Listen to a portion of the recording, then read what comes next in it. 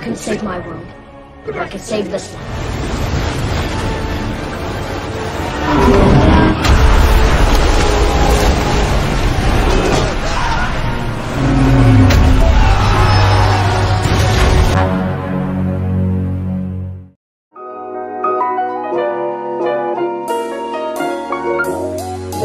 Halo teman-teman digitalku, kumaha namang cu. Tidak kita sadari perjalanan Eng sudah sampai di suku air utara. Rintangan demi rintangan tentunya sudah Eng hadapi dengan sebaik mungkin untuk sampai di titik ini cu. Titik dimana ia sadar kalau tugas untuk menyeimbangkan dunia itu lebih penting dibanding nyawanya sendiri.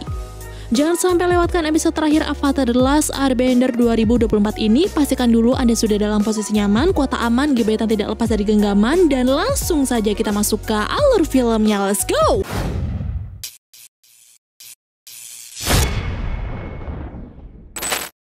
Dalam proses mempersiapkan diri untuk melawan negara api, Han tiba-tiba menghampiri Sokka dan memintanya untuk bercerita mengenai pengalamannya bertemu dengan prajurit negara api. Di sini Han bertanya tentang seperti apa baju zirah dari negara api itu. Dan karena perkiraannya salah selama ini, Han mengajak Sokka untuk menemui peletonnya agar mereka tahu seperti apa prajurit negara api yang sebenarnya.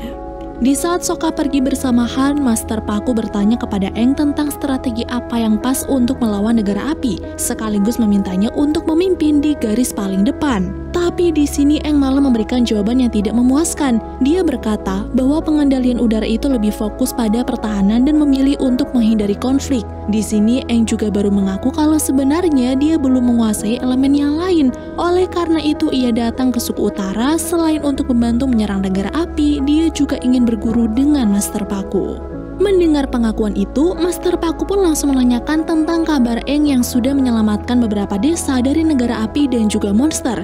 Lalu setelah mengetahui fakta yang sebenarnya dan ternyata Eng adalah avatar yang belum bisa diandalkan, Master Paku dan Arnok pun memilih untuk undur diri.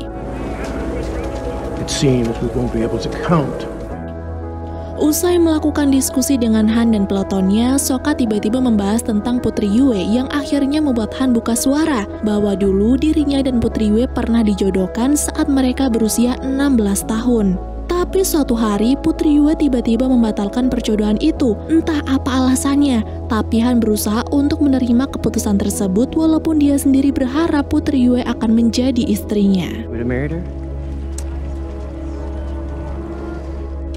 Karena sudah membuat Arnok dan Master Paku kecewa, Eng meminta Putri Yue untuk mengantarkannya ke kuil Avatar Kuruk. Saat Eng memberitahu maksudnya yang ingin meminta bantuan kepada Avatar Kuruk, seperti dia meminta bantuan kepada Kyoshi untuk melawan negara api, Putri Yue nampak shock karena ternyata sudah lama tidak ada orang yang meminta bantuan kepada Avatar Kuruk, dan seakan-akan mereka sudah melupakan Avatar yang satu ini. Jadi alasannya adalah semasa hidupnya Avatar Kuruk ini hanya terobsesi dengan dunia roh dan kurang memperhatikan dunia nyata. Dan gara-gara itulah Avatar Kuruk jarang hadir untuk membantu mengatasi masalah yang ada di dunia nyata. Orang-orang mungkin berpikir bahwa Avatar Kuruk adalah avatar yang lalai dan mengecewakan. Tapi karena Putri Yue yakin ada alasan di balik itu semua, Eng meminta izin untuk menemui Avatar Kuruk dan meminta Putri Yue melindungi tubuhnya.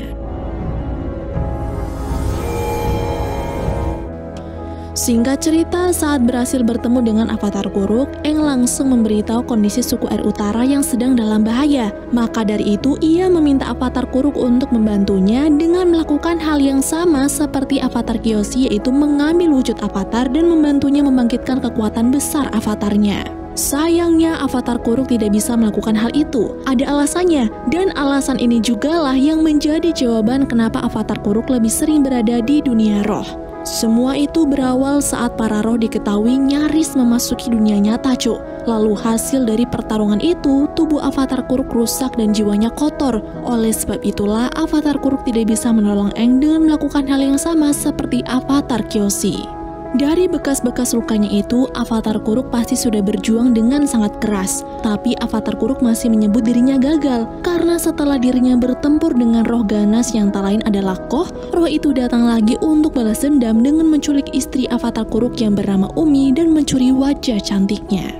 Nah, karena nggak bisa membantu apa-apa, Avatar Kuruk hanya memberikan pesan untuk Aang bahwa seorang avatar itu harus berjuang sendirian, karena jika dia melibatkan orang lain, terutama orang yang disayangi, takutnya hal buruk akan menimpa mereka. Di saat Aang sedang berbicara dengan Avatar Kuruk, Sokka yang sedang mencari Katara tidak sengaja datang dan akhirnya membahas tentang rasa penasarannya kepada Putri Yue. Tidak tega melihat Sokka kebingungan, Putri Yue pun mengaku kalau mereka memang pernah bertemu di dunia roh dengan wujudnya sebagai seekor rubah. Kok bisa? Karena dulu sewaktu Putri Yue masih kecil dan sakit parah, sang ayah memohon kepada roh bulan untuk menyelamatkannya. Hingga sebuah keajaiban terjadi di mana rambut Putri Yue berubah menjadi putih dan dia sembuh karena roh bulan sudah memberikan separuh jiwanya. Dengan kata lain, Putri Yue ini sama seperti Avatar, yaitu jembatan antar dua dunia. Dan itu sebabnya ia dijadikan sebagai pendeta oleh suku Air Utara. Setelah rasa penasarannya sudah terjawab, Sokka lanjut mengajukan pertanyaan kedua. Kenapa Putri Yue menolak Han padahal dulu mereka sudah dijodohkan? Dengan segala kerendahan hatinya, Putri Yue mengakui Han adalah seorang pria yang baik hati dan idamannya para gadis di suku Air Utara. Tapi sayangnya Han bukanlah pria impian Putri Yue, karena pria impiannya selama ini adalah...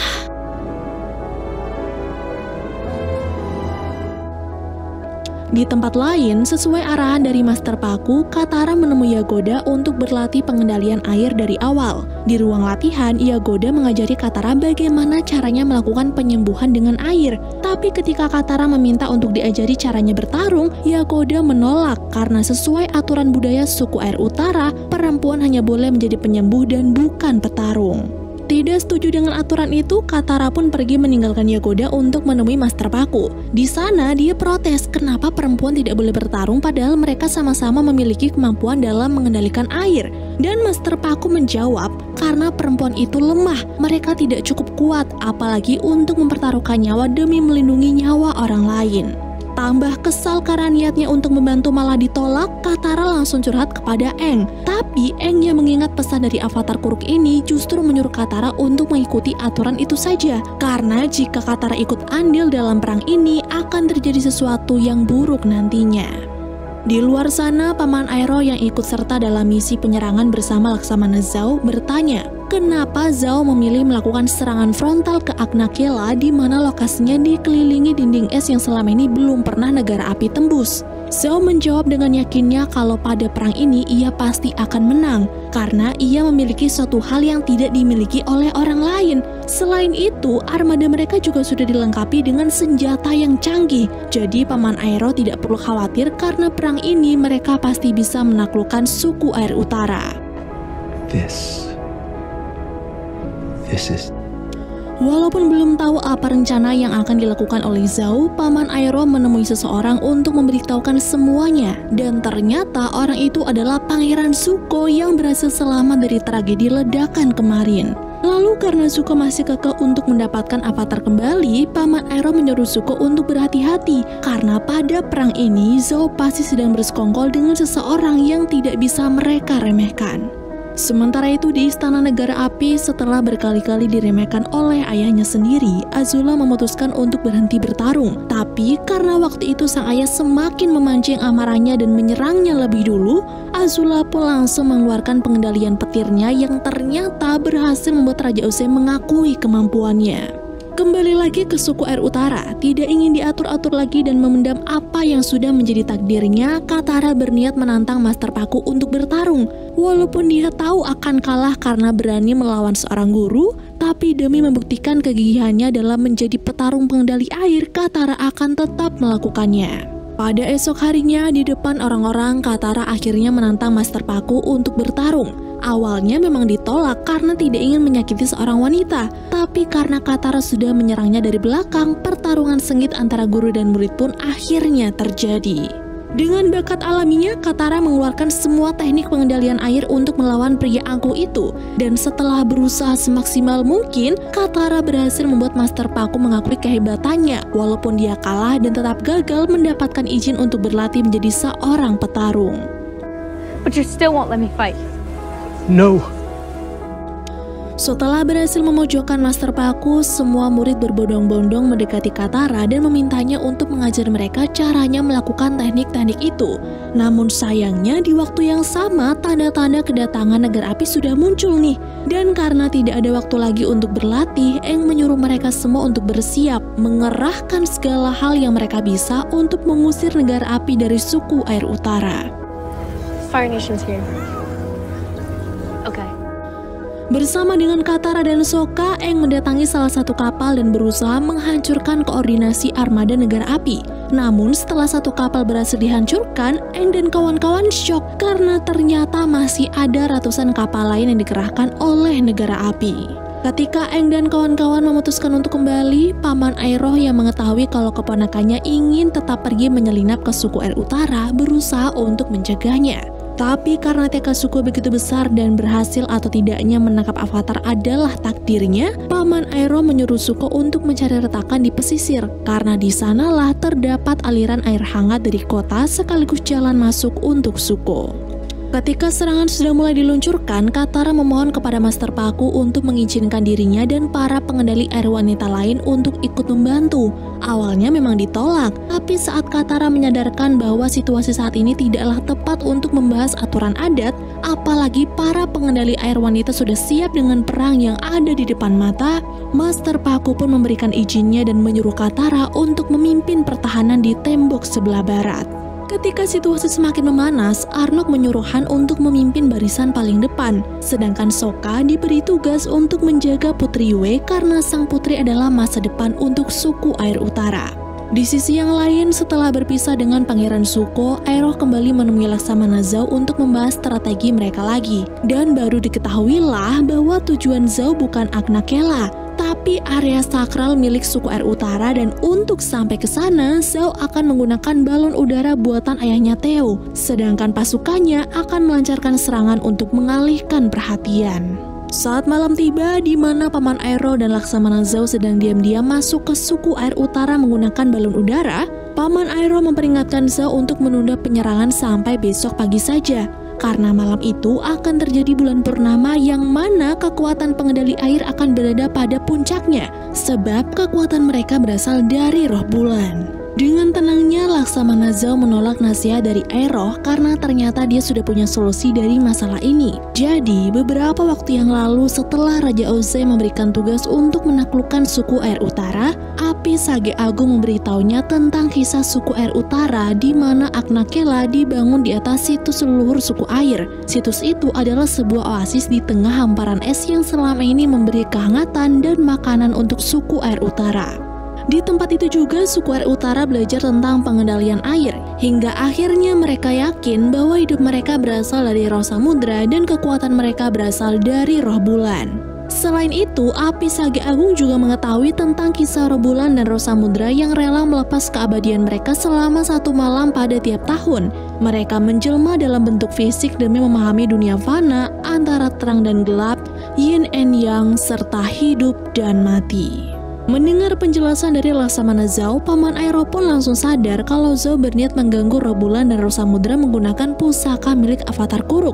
Tapi Zhao membantah, dia tidak mungkin sekejam itu merenggut seluruh nyawa pengendali air dengan membunuh roh samudra. Tapi dia hanya akan membunuh roh bulan agar para pengendali air kehilangan kekuatan mereka dan suku Air Utara bisa lebih mudah ditaklukkannya.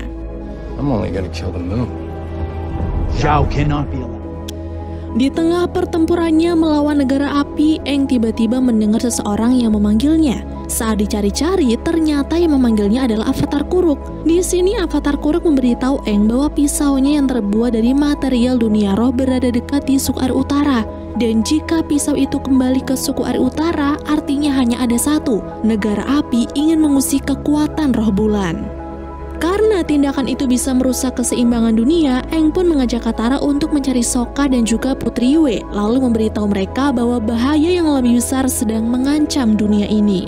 Di sisi yang berbeda, ketika Sokka dan Putri Yue sedang mencari tempat berlindung, mereka kaget saat ada serangan tiba-tiba yang hampir mencelakai seorang anak kecil. Untunglah anak itu selamat, tapi Momo yang telah menolongnya menjadi sekarat karena ia tertimpa reruntuhan bangunan. Here. Dan karena tidak mau Momo tewas, Putri Yue mengajak Sokka ke oasis suku air utara, tempat paling sakral dan air yang mengalir di sana mampu memberikan penyembuhan untuk Momo. Tidak lama setelah Momo kembali sadar, Sokka yang menyadari ada orang dari negara api datang ke tempat itu menggunakan balon udara perang. Sokka langsung mengajak Putri Yue untuk bersembunyi. Di sana Sokka mendengar kalau Laksamana Zhao ini belum tahu nih wujud fisik dari roh bulan dan roh samudra. Maka dari itu dia menyuruh Paman Ero untuk mencarinya, atau kalau tidak Zhao akan membumi hanguskan oasis tersebut. Kembali kepada Aang, ketika dia dan Katara sedang mencari Putri Yue, tiba-tiba Zuko yang berhasil masuk ke suku air utara datang untuk menangkapnya. Namun karena mereka tidak punya waktu untuk meladeni hal ini, Katara menyuruh Aang untuk menghentikan Zhao, sedangkan ia akan melawan Zuko menggunakan teknik-teknik barunya. Di saat Katara sedang sibuk bertarung dengan Zuko, Aang akhirnya bertemu juga dengan Sokka dan Putri Yue di oasis suku air utara. Di waktu yang sama juga, Laksamana Zhao menemukan bentuk fisik dari roh bulan dan roh samudra, yang mana fisiknya mengambil bentuk seekor ikan. Di sini, Paman Ero sudah berusaha untuk menyadarkan Laksamana Zhao, tapi gara-gara ambisinya untuk menaklukkan suku air utara dan juga menjadi raja menggantikan Ozai, Zhao pun langsung mengambil wujud roh bulan hingga bulan berubah warna menjadi merah darah. Melihat hal itu, Aang pun muncul dan langsung menyerahkan dirinya daripada Zhao membunuh roh bulan. Tapi dengan angkuhnya, Zhao menolak karena menurutnya setelah pengendali air kehilangan kekuatan mereka, maka avatar sudah tidak penting baginya. Di saat Zhao dan Aang berdebat, merasa ada kesempatan, Paman Ero langsung menyerang Zhao hingga pria itu terjatuh. Tapi karena Aang terlambat menyelamatkan roh bulan, Zhao yang berambisi ini pun berhasil membunuh roh itu terlebih dahulu menggunakan pusaka avatar Kuruk, hingga para pengendali air benar-benar kehilangan kekuatan mereka. Melihat dunia sudah kehilangan keseimbangannya dan juga suku air utara yang berada dalam ambang kehancuran, Aang langsung ingat ucapan para avatar pendahulunya, bahwa menjadi avatar berarti mengutamakan tugas melebihi nyawanya sendiri. Oleh sebab itu, Avatar pun mengambil keputusan terakhir, yaitu menyerahkan dirinya kepada roh samudra. Walaupun konsekuensinya dia tidak akan pernah kembali lagi, tapi demi menyelamatkan dunia ini dari invasi negara api, Aang rela melakukannya.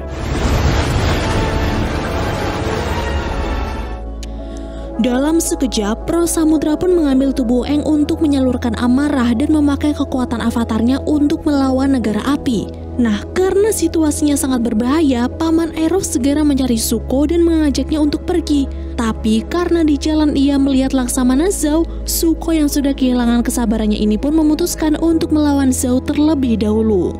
Dalam pertarungannya itu Zuko memang unggul, tapi saat Zhao terpojok, Zhao memberikan fakta yang menyakitkan bagi Zuko, bahwa Raja Ozai selama ini hanya mempermainkannya. Misi mencari avatar hanya pengalihan, karena yang sebenarnya sedang dilakukan oleh Raja Ozai adalah mempersiapkan Azula sebagai penerus tahtanya. Mendengar itu tentu saja Zuko semakin murka. Lalu ketika Zuko memilih untuk pergi dan Zhao hampir mencelakainya, Paman Ero datang menyerang Zhao terlebih dahulu hingga dia tewas terbakar. Di saat perang besar terjadi dan roh samudra tidak henti-hentinya memberikan serangan dahsyatnya agar negara api pergi dari suku air utara, Putri Yue memberitahu Sokka bahwa Aang sudah tiada, karena yang tersisa hanya roh pendendam yang akan terus berkelana mencari pasangannya yaitu roh bulan tanpa tahu kalau tidak akan ada hasilnya. Lalu karena dunia sudah kehilangan keseimbangannya, Sokka pun bertanya pada Putri Yue, apakah ada cara lain untuk menghidupkan roh bulan kembali? Mendengar pertanyaan itu, Putri Yue pun langsung mencium Sokka. Ternyata dia ini ingat kalau di dalam dirinya masih ada separuh jiwa roh bulan. Dan untuk membalas jasa roh bulan yang dulu pernah menyelamatkannya, Putri Yue membekukan kaki Sokka agar pria itu tidak bisa menghentikannya, karena dia akan menyerahkan seluruh jiwanya demi membangkitkan roh bulan. Perjuangan Putri Yue ternyata berhasil. Dalam sekejap, roh bulan bangkit kembali hingga membuat amarah roh samudra mereda, lalu mengembalikan Aang kepada teman-teman dan juga dunia yang sedang membutuhkannya. Setelah perang berakhir, Aang yang melihat banyak korban berjatuhan tidak sanggup melawan rasa bersalahnya dan memilih pergi untuk menyendiri. Sedangkan di sisi lain, Sokka meminta maaf kepada kepala suku Arnok karena dia gagal melindungi Putri Yue. Namun karena apa yang dilakukan oleh Putri Yue sudah benar dan Sokka tetap berada di sisinya, Arnok tetap berterima kasih kepada Sokka dan menganggapnya sebagai kesatria yang sebenarnya. Selain Arnok, Master Paku juga berterima kasih kepada Katara yang sudah menyadarkannya. Dan karena Katara akan kembali melanjutkan perjalanannya menemani Aang untuk belajar menguasai elemen lain, Master Paku memberikan kenang-kenangan, sebuah kalung dengan liontin berisi air dari oasis suku Air Utara. Sementara itu, kabar kalahnya pasukan negara api dari suku Air Utara akhirnya sampai ke telinga Raja Ozai. Tapi anehnya, Raja Ozai tidak terlalu terkejut dengan kekalahannya itu, karena ternyata perang tersebut hanya pengalihan, Cok. Dan target raja sebenarnya adalah kota Omashu. Dengan pemimpin pasukannya yaitu Putri Azula, negara api berhasil menjatuhkan kota Omashu dan berencana akan menaklukkan seluruh kerajaan bumi dalam waktu dekat. Lalu live action Avatar The Last Airbender 2024 pun berakhir.